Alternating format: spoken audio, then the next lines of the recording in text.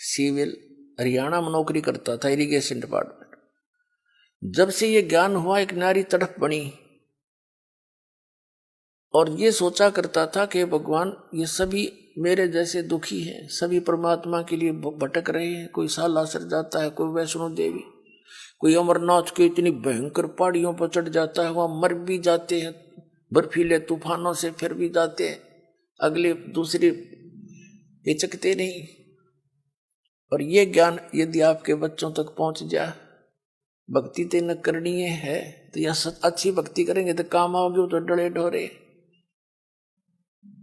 और कुछ फिर ये हुआ था कि असंग जन्म हो गया, हमने ये नौकरी करते हैं कि तो बालक पैदा करके न पालते पोसते, राजा भी बन दिए, परमात्मा का विधान बताता है, फिर गधे भी बन गए। तो ये सोचा था दास ने कि भगवान दया करे, उसका प्रचार करूं। जब तक आदेश नहीं था नाम का, तो भक्तों से मिलता था, अपने मित्रों से, रिश्तेदारों से, घर वालों से, सबको कहता कहवाता, और जो समझ जाता नाम दिलवाता था अपने पूज्य गुरुदेव जी से। फिर और मन में ये सोचा करता कि इस नौकरी ने छोड़ छाड़ के अपनी तो भक्ति करूं, इसमें तो सारा दिन सिर दर्द रहता है। लेकिन वो भी हमारी अपनी बालक वाली सोच थी।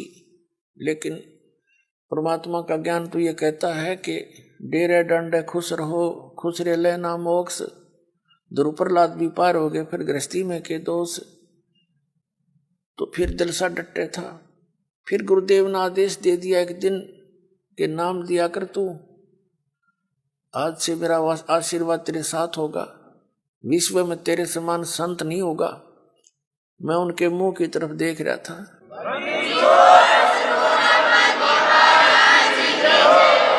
क्योंकि अपनी औकात से जीव खूब परिचित होता है, मानने चाहे ना मानने। मुझे अपनी सतीथि का पता था कि जितना वजन इन्होंने दास पर रख दिया इस योग्य नहीं है। फिर भी मेर है उनकी, गुरु मेर करें तो कागज हंस बना दे। तो उन्होंने कहा तेरे साथ रहूंगा, चिंता मत करना। और आज से सभी जितने उनके शिष्य थे सबसे कह दिया था कि आज के बाद मैं तुम्हारा गुरु नहीं हूं, आज से दोबारा इससे उपदेश ले लो और इसको गुरु बनाओ, इससे तुम्हारा मोक्ष होगा। अब यह बात भी नहीं हमारे गले उतरे थी कि उन तो मौज है उनकी।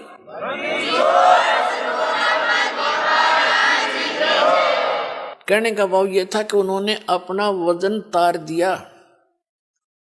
क्यों? उन परमात्मा के हंस थे वो खास, और सुनियोजित तरीके से इस पिछली पीढ़ी तक ये मूल धन लाना था हमने, और वो उनको उनके से द्वारा पार नहीं होने थे, ये पार इस दास के द्वारा होने थे।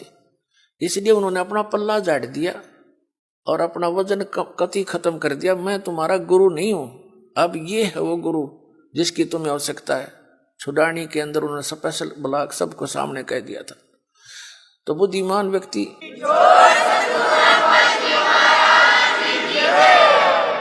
तो पहले तो यूं था भी चलो परमात्मा का भी दान है, भक्ति भी करेंगे, अपने बच्चा में भी रहेंगे।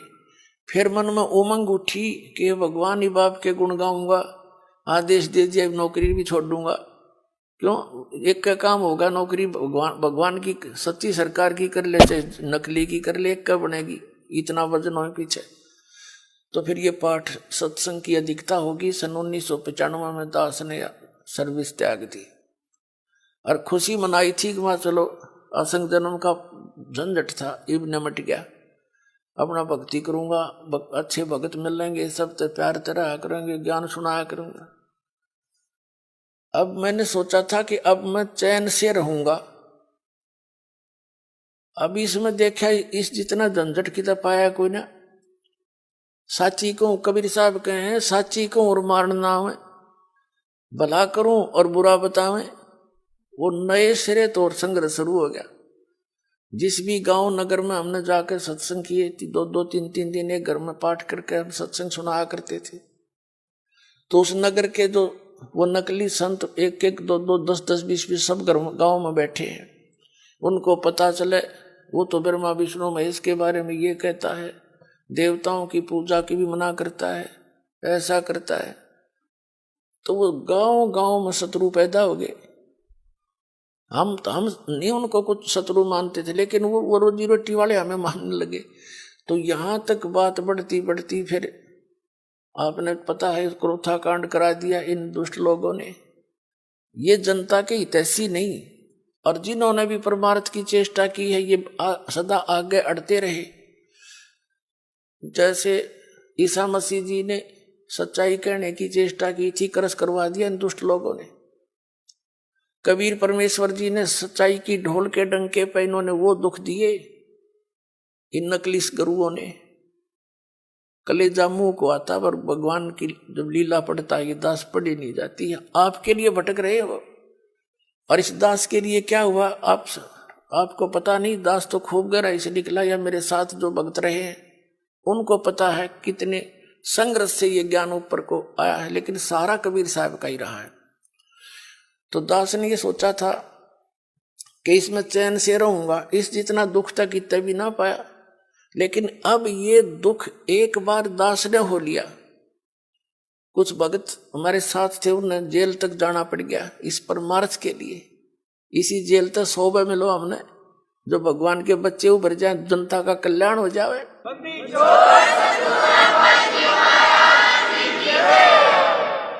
तो उस दिन से लेकर आज तक वो संघर्ष जारी है। लेकिन अब परमात्मा की दया होगी कि परमात्मा के बच्चे इन प्रमाणों को देखकर अब इनका यो ज्ञान समझ में आ गया, इन्हें सो आ गया। पहले तो सुहा हुआ ही नहीं था, टीवी ऑन करें थे और यूं पता ये सुनने को मिल जाए ब्रह्मा विष्णु महेश नासुआ ने टीवी बंद कर दे थे, 36 गाल दास ने दे थे। यो बकवाद करता है, ब्रह्मा विष्णु जी को भी नासवान बताता है, इनके माता पिता बताता है। मैं तो पढ़ कर सुनाता हूं, बताता नहीं। इनका इतिहास लिखा हुआ है, और वो तुम्हें पढ़ने को, आप जी को मिला नहीं पढ़ने को, आप समझ नहीं सके। दास तो समझ आ रहा है कि ये लिखा है इनके इतिहास में, तो अब मान गए ये।